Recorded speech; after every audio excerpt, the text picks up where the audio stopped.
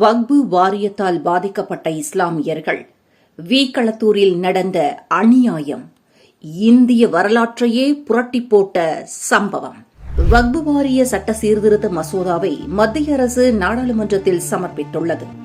சென்ற ஆண்டு இந்த மசோதா சமர்ப்பிக்கப்பட்ட போது மக்களவையில் கடும் எதிர்ப்பு எழுந்தது. அதன் காரணமாக இந்த சட்ட வரைவு பாராளுமன்ற கூட்டுக்குழுவுக்கு அனுப்பப்பட்டது. குழுவின் பரிந்துரைகளை பெற்ற பிறகு தற்போது மக்களவையில் மசோதா மீண்டும் சமர்ப்பிக்கப்பட்டுள்ளது. இந்த மசோதா விரைவிலேயே இரு அவைகளிலும் நிறைவேற்றப்பட்டு சட்ட வடிவம் பெறும் என்றும் எதிர்பார்க்கலாம். இந்த மசோதாவுக்கு ஏன் இவ்வளவு எதிர்பார்ப்பு என்பதை புரிந்து கொள்ள ஆர்வம் எழுவது இயற்கைதான். ஒரு மசோதாவுக்கு எதிர்ப்பு ஏற்படுவது முதல் முறையல்ல. இதற்கு முன்பு கூட பல முறை பல மசோதாக்களுக்கு எதிர்ப்பு வந்தது நாம் பார்த்திருக்கிறோம். அதுவும் பாஜக கொண்டு வரும் மசோதாக்கள் கண்டிப்பாக எதிர்ப்பு இல்லாமல் சட்டமாக வருவது இல்லை. அதற்கெல்லாம் காரணம் அற்ப அரசியல் மட்டுமே. 2017ஆம் ஆண்டு முத்தலாக் என்ற இஸ்லாமிய விவாகரத்து முறையை தடை செய்து சட்டம் கொண்டு வந்தது நரேந்திர மோடி அரசு. அப்போது அதற்கு கடும் எதிர்ப்பு எழுந்தது. முத்தலாக் தடை சட்டம் அரசியல் அமைப்பு சட்டத்திற்கு புறம்பானது. இது இஸ்லாமியர்களின் தனிமனித உரிமை மீறல், இஸ்லாமியர்களின் தனிப்பட்ட விஷயங்கள் ஷரியா சட்டப்படிதான் இருக்க வேண்டும், இந்த சட்டம் கொண்டுவர அரசுக்கு அதிகாரம் இல்லை என்றெல்லாம் வாதங்கள் முன்வைக்கப்பட்டன. சட்டத்தை எதிர்த்து உச்சநீதிமன்றத்தில் வழக்கு தொடரப்பட்டது. இது அரசியலமைப்பு சட்டத்திற்கு புறம்பானதல்ல என்றும் தனி மனித உரிமை மீறல் அல்ல என்றும் உச்சநீதிமன்றம் தீர்ப்பளித்தது. உண்மையை சொல்ல போனால் முத்தலாக் விவாகரத்து முறை குறிப்பிடப்படவில்லை. பல்வேறு இஸ்லாமிய நாடுகளில் முத்தலாக் முறையே கிடையாது. நம் நாட்டில் மட்டுமே இது வழக்கத்தில் இருந்து வருகிறது. அது மட்டுமல்ல, இந்த முறையை உடனடியாக நீக்க வேண்டும் என்று நமது அரசியலமைப்பு சட்டமே வலியுறுத்தியுள்ளது. பிறகு மத்திய அரசுகள் ஏன் இவ்வளவு காலம் தயக்கம் காட்டின? பயமா, அதாவது அழுத்தமா? முத்தலாக் வழிமுறையை ரத்து செய்தால் அதை இஸ்லாமியர்கள் ஏற்றுக்கொள்ள மாட்டார்கள் என்று நம்பியது அன்றைய மத்திய அரசு. உள்நாட்டு கலவரம் ஏற்படலாம் என்று அஞ்சியது. இஸ்லாமியர்களின் வாக்குகளை இழக்க நேரிடுமோ என்று பயந்தது. பல்வேறு இஸ்லாமிய இயக்கங்களும் இதுகுறித்து மத்திய அரசுக்கு அவ்வப்போது எச்சரிக்கைகள் கொடுத்து வந்தன. எனவேதான் காங்கிரஸ் கட்சி அரசு இதை செய்ய துணியவில்லை. ஒரு நாட்டில் மக்களுக்கு இருவேறு சட்டங்கள் இருக்கக்கூடாது, அனைவருக்கும் ஒரே பொது சட்டம் மட்டும்தான் இருக்க வேண்டும், அனைவருக்கும் ஒரே பொது சட்டம்தான் இருக்க வேண்டும் என்று நமது அரசியலமைப்பு சட்டம் வலியுறுத்துகிறது. உச்சநீதிமன்றமும் மத்திய அரசை அவ்வப்போது இது பற்றிய கேள்விகள் கேட்டு வந்தன. எதிர்ப்புகள் இருக்கும் என்று தெரிந்தும் கூட இதை நிறைவேற்ற துணிந்தது நரேந்திர மோடியின் பாஜக அரசு. முத்தலாக் முறையில் இஸ்லாமிய பெண்களுக்கு எவ்வளவு அநீதி இழைக்கப்படுகிறது என்பதை பற்றி நம் மக்களுக்கு சரியாக புரிதல் இல்லை. முத்தலாக் முறையில் வாழ்க்கையை இழந்த இஸ்லாமிய இளம்பெண்கள் ஏராளம். அவர்களுக்கு ஜீவனாம்சம் கிடைப்பதில்லை. சமூகத்தில் செல்வாக்கு உள்ளவர்களால் அவர்கள் பெரும்பாலும் தவறான வழிகளில் பயன்படுத்தப்படுகிறார்கள். பெரும்பாலானோர் ஏழ்மை நிலைக்கு தள்ளப்படுகிறார்கள். இந்த முறையில் இல்வாழ்க்கையை இழந்த பெண்களுக்கு இஸ்லாமிய சமுதாயத்தில் எந்த சமூக பாதுகாப்பும் இல்லை. முத்தலாக் தடையை எதிர்ப்பவர்கள் பெரும்பாலும் ஆண்கள்தான். ஏன் தெரியுமா? அதன் மூலம் பயன் பெற்றவர்கள் ஆண்களே. இந்த முத்தலாக் முறை முற்றிலும் ரத்து செய்யப்பட்டு விட்டது. கோடிக்கணக்கான இஸ்லாமிய பெண்கள் இதை வரவேற்று இருக்கிறார்கள். சரி, இப்பொழுது வக்பு வாரியத்துக்கு வருவோம். முத்தலாக் முறை குறிப்பிடப்பட்டுள்ளது போல வக்பு வாரிய சட்டம் நமது அரசியல் அமைப்பு சட்டத்தில் குறிப்பிடப்படவில்லை. மத்திய அரசு நினைத்திருந்தால் முந்தைய மத்திய அரசுகள் மாதிரியே இதையும் அப்படியே விட்டு வைத்திருக்கலாம். ஆனால் இந்த சட்டத்தை திருத்த வேண்டும் என்று மத்திய அரசு எண்ணியது ஏன்? அதற்கு மத்திய அரசு திரட்டிய தரவுகள்தான் காரணம். இந்த விஷயத்தில் கை வைத்தால் கடும் எதிர்ப்பு எழும் என்று மத்திய அரசுக்கு நன்றாகவே தெரியும். ஆனாலும் மத்திய அரசு இதை செய்ய துணிந்தது எப்படி? இதை பற்றி தெரிந்து கொள்ள முதலில் வக்பு வாரியத்தின் வரலாறு பற்றி நாம் தெரிந்து கொள்வது அவசியம். வாருங்கள் தெரிந்து கொள்ளலாம்.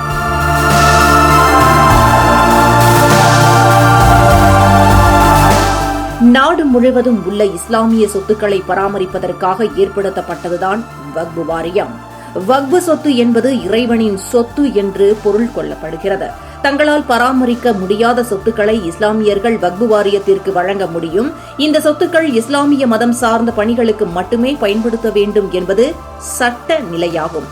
அசையும் சொத்துக்களும் கூட வக்பு வாரியத்தின் பெயரில் எழுதி கொடுக்க முடியும். இது பணமாகவோ வங்கி டெபாசிட்டாகவோ தங்கமாகவோ வேறு பொருட்களாக கூட இருக்கலாம். ஆனால் இது மிகவும் குறைவு. வக்பு வாரியத்திற்கு எழுதி வைக்கப்படும் சொத்துக்களில் அசையா சொத்துக்களே அதிகம். நாடு சுதந்திரம் அடைந்த போது கோடிக்கணக்கான இஸ்லாமியர்கள் பாரதத்தை விட்டு வெளியேறி பாகிஸ்தானில் குடியேறினார்கள். அவர்கள் விட்டுச் சென்ற அசையா சொத்துக்களை வக்பு வாரியமே கைப்பற்றியது. அதன் பிறகு இன்று வரை ஆயிரக்கணக்கான இஸ்லாமியர்கள் தங்கள் சொத்துக்களை வக்பு வாரியத்துக்கு வழங்கி வருகின்றனர். ஆங்கிலேயர் காலத்தில் இருந்து வக்பு வாரியம் செயல்பட்டு வந்துள்ளது. நாடு சுதந்திரம் பெற்ற பிறகு அனைத்து மாநிலங்களும் தனித்தனியாக வக்பு வாரிய சட்டங்கள் இயற்றியுள்ளன. உத்தரப்பிரதேசம் போன்ற ஒரு சில மாநிலங்களில் சன்னி ஷியா ஆகிய இரு பிரிவுகளுக்கும் தனித்தனி வக்பு வாரியங்கள் ஏற்படுத்தப்பட்டுள்ளன. இன்று நம் நாட்டில் மிகப்பெரிய அளவில் அசையா சொத்துக்கள் வைத்திருப்பது ரயில்வே துறையும் ராணுவமும் தான். இவர்களுக்கு அடுத்தபடியாக அதிக அளவில் அசையா சொத்துக்கள் வைத்திருப்பது வக்பு வாரியம்தான். வக்பு வாரியத்தில் 8 லட்சத்திற்கும் அதிகமான அசையா சொத்துக்கள் இருப்பதாக செய்திகள் வந்துள்ளன. இவற்றின் சந்தை மதிப்பு பல லட்சம் கோடி ரூபாய் ஆகும். இவற்றின் மூலம் வக்பு வாரியத்துக்கு ஆண்டுதோறும் பல ஆயிரம் கோடி ரூபாய் வருமானம் வருகிறது.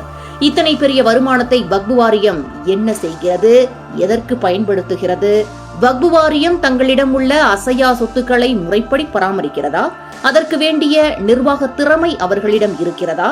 நிர்வாகத்தில் வெளிப்படைத்தன்மை இருக்கிறதா? மோசடி நடக்கிறதா? வாரியத்தின் வருமானம் சொத்துக்கள் கொடுத்தவர்களின் ஆணைப்படி இல்லாமல் தவறான வழிகளில் செலவு செய்யப்படுகிறதா? இதுபோன்ற கேள்விகள் அநேகம் எழுகின்றன. வக்பு வாரியத்துக்கு சொத்து எழுதி வைத்தவர்களே இதுபோன்ற கேள்விகள் கேட்டு விளக்கத்திற்காக காத்திருக்கிறார்கள். நாட்டில் உள்ள அனைத்து வக்பு வாரியங்களிலும் எண்ணிலடங்காத முறைகேடுகள் நடந்துள்ளன என்ற விஷயம் மத்திய அரசுக்கு வந்துள்ளது. சொத்துக்கள் பராமரிப்பதில் முறைகேடுகள், வருமானத்தை செலவு செய்வதில் முறைகேடுகள் என ஆயிரக்கணக்கான புகார்கள் நாடு முழுவதும் வந்துள்ளன. இந்த விஷயத்தில் நியாயம் கேட்டு யாரும் நீதிமன்றத்தை அணுக முடியாது. வக்பு சட்டமே அப்படித்தான். வக்புக்கு எதிராக குடிமக்கள் எவரும் நீதிமன்றத்தை அணுக முடியாது. வக்பு வாரியம் மீது யாராவது புகார் அளித்தால் அவற்றை வக்பு வாரியமே விசாரித்து தீர்ப்பு வழங்கும். இந்த தீர்ப்பை எதிர்த்து யாரும் நீதிமன்றங்களை அணுக முடியாது. வக்பு வாரியமே நடத்தும் மேல்முறையீட்டு மன்றங்களை அணுகலாம். ஆனால் அங்கும் நியாயம் கிடைக்கும் என்ற உத்தரவாதம் எதுவும் இல்லை. அதாவது யார் மீது வழக்கு தொடரப்படுகிறதோ அவரே தீர்ப்பும் வழங்குவார் என்பது எந்த நீதி சாஸ்திரத்திலும் இல்லாத அநியாயம் இதில் உள்ளது. உலகில் எங்குமே இல்லாத வினோத நீதி பரிபாலன முறை இதுதான். இதுவே வக்பு அமைப்பில் உள்ள முரண்பாடு. இதை சரி செய்ய வேண்டாமா? இதுதான் வக்பு வாரிய சட்ட திருத்த மசோதாவின் பின்னணி. சரி, இந்த பிரச்சனை எங்கிருந்து ஆரம்பித்தது? வக்பு வாரியத்தின் இது புகார் அளித்ததே இஸ்லாமியர்கள்தான். இது ஒரு புறம் இருக்க, மறுபுறம் இந்துக்களும் கிறிஸ்தவர்களும் கூட வக்பு வாரிய நடவடிக்கைகளால் பாதிப்புக்கு உள்ளானார்கள். அது எப்படி? கடந்த 2 ஆண்டுகளாக நாட்டின் பல்வேறு இடங்களில் வக்பு வாரியங்கள் இஸ்லாமியர் அல்லாத தனி சொத்துக்கள் மீது உரிமை கொண்டாடி நோட்டீஸ் அனுப்பியுள்ளன. 3-4 தலைமுறையாக உழுது வரும் விளைநிலங்கள், குடியிருக்கும் வீடுகள், மக்கள் பயன்பாட்டில் இருக்கும் பொது இடங்கள் போன்ற பல சொத்துக்களையும் வக்பு வாரியம் குறிவைத்துள்ளது. தங்கள் சொந்த நிலத்தையோ மனையையோ வீட்டையோ சொந்த காரணத்திற்காக விற்க முயற்சித்தவர்களுக்கு சார்பதிவாளர் அலுவலகத்தில் மிகப்பெரிய அதிர்ச்சி காத்திருந்தது. வக்பு வாரியத்தில் இருந்து தடையில்லா சான்றுகள் பெற்ற பிறகுதான் இந்த சொத்தை விற்க முடியும் என்று விற்கப் போனவர்களிடம் சார்பதிவு அலுவலக அதிகாரிகள் கூறியது மக்களுக்கு பேரதிர்ச்சியாக வந்துள்ளது. 1-2 இடங்கள் அல்ல, இது நாடு முழுவதும் அனைத்து மாநிலங்களிலும் பல்வேறு இடங்களில் நிகழ்ந்துள்ளது. சமீபத்தில் இது மிகப்பெரிய சமூக பிரச்சனையாக மாறிவிட்டது. மக்கள் கொந்தளிப்புக்கு போயிருக்கிறார்கள். வக்பு வாரியத்தை தட்டி கேட்கவும் முடியவில்லை. எங்கள் பரம்பரை சொத்து எப்படி வக்பு வாரிய சொத்தாக மாறியது? யார் இதை மாற்றியது? ஏதாவது மோசடி நடக்கிறதா என்ற மக்களின் நியாயமான கேள்விகளுக்கு இன்று வரை விளக்கம் கிடைக்கவில்லை. நாளை நாம் குடியிருக்கும் வீட்டையும் வக்பு வாரிய சொத்து என்று அறிவித்து விடுவார்களோ என்ற பயம் சாதாரண பொதுமக்களுக்கு கூட வந்துவிட்டது. சார்பதிவு அலுவலகங்களை அணுகினால் இதற்கு தகுந்த தரவுகளை அளிப்பதில்லை. விற்பனை பத்திரங்கள் பதிவு செய்யப்படுவதில்லை. சொத்து விற்ற பணத்தில் மகளுக்கு திருமணம் செய்ய நினைத்திருப்பவர்களுக்கும், மேல் படிப்புக்கு வெளிநாடு செல்ல விரும்புபவர்களுக்கும், மருத்துவ செலவுக்காக காத்திருப்பவர்களுக்கும் இது மிகப்பெரிய அதிர்ச்சி என்பதில் நமக்கு கருத்து வேறுபாடு இருக்க முடியாது. பரம்பரையாக சொத்துக்கு உரிமை கொண்டாடுவோம், மக்கள் எந்த நேரமும் சொத்தை இழந்து விடுவோம் என்ற அச்சத்தில் இருக்கிறார்கள். இதற்கு மிகச்சிறந்த எடுத்துக்காட்டு எது தெரியுமா? 2023 வருடம் திருச்சியில் திருச்செந்துறை கிராம விவசாயி ஒருவருக்கு நேர்ந்த அதிர்ச்சிதான் அது. திருச்சியில் இருந்து கரூர் செல்லும் வழியில் 16 கிலோமீட்டர் தூரத்தில் உள்ள திருச்செந்துறை கிராமத்தில் 1100 ஆண்டுகளாக இருந்து வரும் சிவன் கோவிலும் அதனை சுற்றியுள்ள பகுதிகளும் வக்பு வாரியத்தின் சொத்துக்கள் என்று வக்பு வாரியம் நோட்டீஸ் கொடுத்துள்ளது. நிலத்தை விற்க விரும்பியவர்களால் நிலத்தை விற்க முடியவில்லை. ஒரு தனி மனிதனின் நிலம் என்றால் கூட பரவாயில்லை. ஆனால் பராந்தக சோழன் 1100 வருடங்களுக்கு முன்பு கட்டிய சிவன் கோவில் எப்படி வக்பு வாரியத்தின் சொத்தாக மாறியது? யார் இதை வக்பு வாரியத்திற்கு மாற்றினார்கள்? இப்படி செய்ய யாருக்கு உரிமை இருக்கிறது? எந்த ஆவணத்தின் பேரில் இது செய்யப்பட்டுள்ளது? வக்பு வாரியம் இஸ்லாமிய சொத்துக்களை மட்டும்தானே பெற முடியும். இந்துக்களின் சொத்து எப்படி வக்பு வாரிய சொத்தாக மாறும்? இந்த நிகழ்வுதான் இந்த பிரச்சனையின் ஆரம்பமே. இதனைத் தொடர்ந்து வக்பு வாரியம் நாட்டின் பல பாகங்களிலும் பல்வேறு தனியார் சொத்துக்களுக்கு உரிமை கொண்டாடி நோட்டீஸ் அனுப்பியுள்ளது. இந்த நோட்டீஸை கண்டு அதிர்ச்சி அடைந்த மக்கள் என்ன செய்வது என்று தெரியாமல் திகைத்து நிற்கிறார்கள். உத்தரப்பிரதேசத்தில் சமீபத்தில் கும்பமேளா நடந்த இடம், பெங்களூரில் அரசு அமைவிடம், தில்லியில் ஜனாதிபதி மாளிகை போன்ற பல்வேறு பொது சொத்துக்களுக்கும் வக்பு வாரியம் உரிமை கொண்டாட ஆரம்பித்து விட்டது. இந்த விஷயம் மக்களை மட்டுமல்ல, மாநில அரசுகளையும் மத்திய அரசையுமே அதிர்ச்சியடைய செய்துள்ளது. இந்துக்கள் மட்டுமல்ல, கிறிஸ்தவர்களும் கூட வக்பு வாரிய நடவடிக்கைகளால் பாதிக்கப்பட்டுள்ளார்கள். கேரளாவில் கோட்டயம் மாவட்டத்தில் பல்லாண்டு காலம் கிறிஸ்தவர்கள் உரிமை கொண்டாடி வந்த விளைநிலங்களை வக்பு வாரிய சொத்து என்று திடீரென்று அம்மாநில வக்பு வாரியம் அறிவித்துள்ளது. இது கேரளாவில் மக்களிடையே கொந்தளிப்பை ஏற்படுத்தியுள்ளது. இதை இப்படியே விட்டு வைத்தால் நாடு முழுவதும் உள்ள அசையா சொத்துக்கள் அனைத்தும் தங்கள் சொத்துக்கள் தான் என்று வக்பு வாரியம் உரிமை கொண்டாடும் நாள் விரைவில் வந்துவிடும். எந்த ஆதாரத்தின் அடிப்படையில் வக்பு வாரியம் நோட்டீஸ் அனுப்புகிறது? இந்த சொத்துக்களை பற்றிய சரியான ஆவணங்கள் அவர்களிடம் உள்ளதா, அல்லது இது ஆதாரமற்ற நடவடிக்கையா? இந்த நடவடிக்கைகளில் ஏதாவது உள்நோக்கம் இருக்கிறதா? இவை எதையுமே நம்மால் உறுதி செய்ய முடியவில்லை. மாநில அரசுகளும் மத்திய அரசும் கூட இந்த விஷயத்தில் உறுதியாக எதுவும் சொல்ல முடியவில்லை. நாடு முழுவதும் பெருவாரியான மக்கள் தற்பொழுது இந்த அச்சுறுத்தலை உணர்கிறார்கள். இந்த பின்னணியில்தான் மத்திய அரசு தற்போது அறிமுகப்படுத்தியுள்ள வக்பு வாரிய சட்ட திருத்த மசோதா முக்கியத்துவம் பெறுகிறது. வக்பு வாரியத்தின் முறைகேடுகளை இஸ்லாமியர்களே தட்டி கேட்க ஆரம்பித்து விட்டார்கள் என்பதற்கு ஒரு எடுத்துக்காட்டு கூற வேண்டும். அதுதான் பெரம்பலூர் மாவட்டத்தில் சமீபத்தில் நடந்த சம்பவம். பெரம்பலூர் மாவட்டம் வீக்களத்தூரில் இஸ்லாமியர்கள் எண்ணிக்கை கணிசமாக உண்டு. இங்குள்ள பள்ளிவாசல் வக்பு வாரியத்தின் பெயரில் பதிவு செய்யப்பட்டுள்ளது. இந்த பள்ளிவாசலுக்கு வீக்களத்தூர் மற்றும் பெரம்பலூர் பகுதிகளில் பல 100 கோடி ரூபாய் மதிப்புள்ள பல்வேறு சொத்துக்கள் உள்ளன. இதன் மூலம் பள்ளிவாசலுக்கு கிடைத்து வரும் வருமானத்தை அங்குள்ள ஜமாத்தை சேர்ந்தவர்கள் தவறாக பயன்படுத்துகிறார்கள். வருமானத்திற்கும் செலவினங்களுக்கும் கணக்கு வழக்குகள் இல்லை என்பது குற்றச்சாட்டு. ஊரில் உள்ள சில இஸ்லாமியர்கள் இது பற்றி ஜமாத்தில் விளக்கம் கேட்டபோது ஜமாத் நிர்வாகிகள் சரியான விளக்கம் அளிக்கவில்லை. மாறாக குற்றம் சாட்டிய இஸ்லாமியர்களுக்கு தொல்லை கொடுக்க ஆரம்பித்து விட்டார்கள், மிரட்டல் விட ஆரம்பித்து விட்டார்கள். புகார் கொடுத்தவர்கள் ஜமாத்தினரின் மிரட்டலுக்கு பயப்படவில்லை. ஜமாத்தின் மோசடிகளை மாநில வக்பு வாரியத்தின் கவனத்திற்கும் அனைத்திந்திய வக்பு வாரியங்கள் கவுன்சிலின் கவனத்திற்கும் கொண்டு சென்றார்கள்.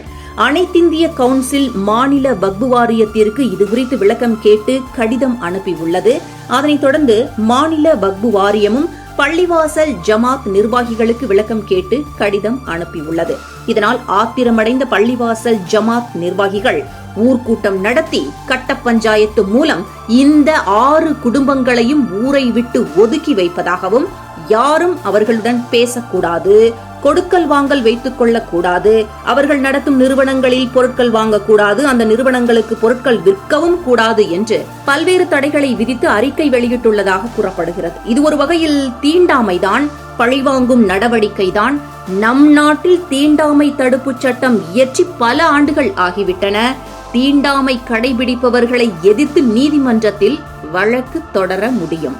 வீக்களத்தூர் விஷயத்தில் ஜமாத்தின் சட்டத்திற்கு புறம்பான தடை நடவடிக்கையை எதிர்த்து புகார் அளித்தவர்கள் மாவட்ட ஆட்சியருக்கும் காவல்துறைக்கும் புகார் அளித்துள்ளனர்.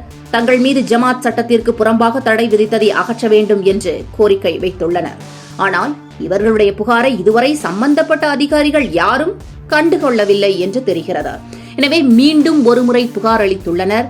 இந்த புகார் மீது ஆட்சியரும் காவல்துறையும் நடவடிக்கை எடுக்கலாம். இவர்கள் மீது இடப்பட்ட தடையை நீக்கலாம். ஆனால் பள்ளிவாசல் ஜமாத்தினரும் வக்பு வாரியமும் செய்து வரும் மோசடிகளை யார் தடுப்பது?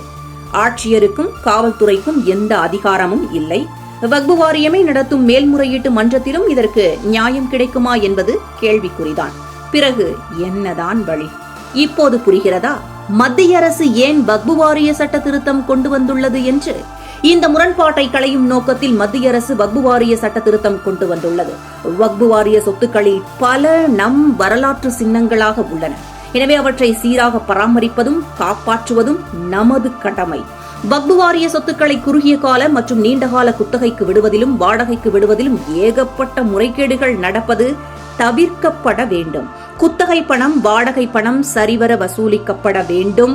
குத்தகை மற்றும் வாடகை பணம் மட்டுமே வருடத்திற்கு சுமார் ரூபாய் 60,000 கோடிக்கு மேல் இருக்கலாம் என்கிறது ஒரு புள்ளி விவரம். இவ்வளவு வருமானம் வந்த பிறகும் கூட மத்திய அரசும் மாநில அரசுகளும் மக்கள் வரி பணத்தில் இருந்து வருடா வருடம் இஸ்லாமியர்களுக்கு என்ன நிதி ஒதுக்க அவசியம்? மத்திய அரசும் மாநில அரசுகளும் மக்கள் வரி பணத்தில் இருந்து வருடா வருடம் இஸ்லாமியர்களுக்கு என நிதி ஒதுக்க அவசியம் என்ன? இஸ்லாமிய மத அமைப்புகளுக்கும் இஸ்லாமியர்களுக்கும் பல்வேறு சலுகைக்காக வருடா வருடம் ரூபாய் 60,000 கோடி நிதி ஒதுக்கீடு செய்ய அவசியம் என்ன? வக்பு வாரியத்தின் வருமானத்தில் இருந்தே அவர்களுடைய மதம் சார்ந்த செலவினங்களை சமாளிக்க முடியுமே. அப்படியானால் வக்பு வாரிய வருமானம் எங்கே போகிறது? மக்கள் வரி பணத்தை ஏன் விரயமாக்க வேண்டும்? ரூபாய் 60,000 கோடி என்பது சாதாரண விஷயமா? வக்பு வாரிய சட்டம் நடைமுறைக்கு வந்தால் வக்பு வாரியங்களின் செயல்பாடு மத்திய அரசின் கட்டுப்பாட்டில் வந்துவிடும். வரவு செலவு கணக்குகள் தணிக்கைக்கு உட்படுத்தப்படும். குத்தகை தொகை வாடகை தொகை நிர்ணயத்தில் வெளிப்படைத்தன்மை ஏற்படும். சொத்துக்களை குத்தகைக்கு விடுவதிலும் வாடகைக்கு விடுவதிலும் தற்போது நடக்கும் ஊழல் கட்டுப்படுத்தப்படும். தனியார் சொத்துக்களில் இருந்து பெறப்படும் வருமானம் சொத்துக்களை வாரியத்திற்கு எழுதி வைத்தவர்களின் விருப்பப்படியே செலவு செய்யப்படும். வக்பு வாரியங்களின் நிர்வாகத்தில் அடிப்படை மாற்றங்கள் நிகழும். இஸ்லாமியர் அல்லாதவர்களும் வக்பு வாரியங்களில் உறுப்பினராக சேர்க்கப்படுவர். வக்பு வாரியங்களில் இதுபோன்ற பல சீர்திருத்தங்கள் கொண்டு வருவது காலத்தின் கட்டாயம்.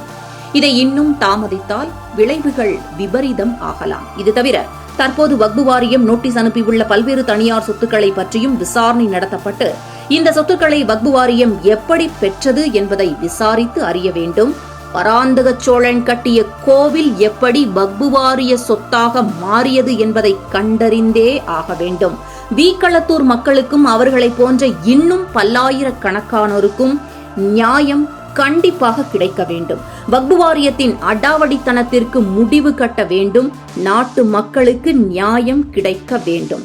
பிரதமர் நரேந்திர மோடியும் உள்துறை அமைச்சர் அமித்ஷாவும் இதைத்தான் செய்ய துணிந்திருக்கிறார்கள்.